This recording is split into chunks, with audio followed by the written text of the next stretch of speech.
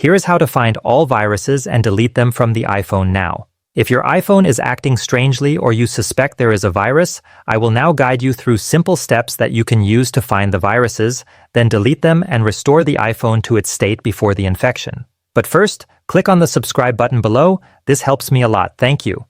Now, let's move on to the settings.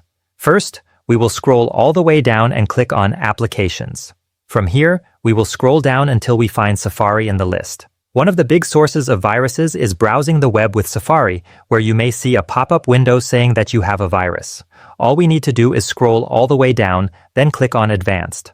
At the top, click on Website Data, and from here you will see all the website data that has been downloaded onto your device, including some malicious websites that may have caused the virus. All you need to do is click on Remove All Website Data, and this will delete everything. This is the first step. The second step is to check if something has been downloaded onto your device.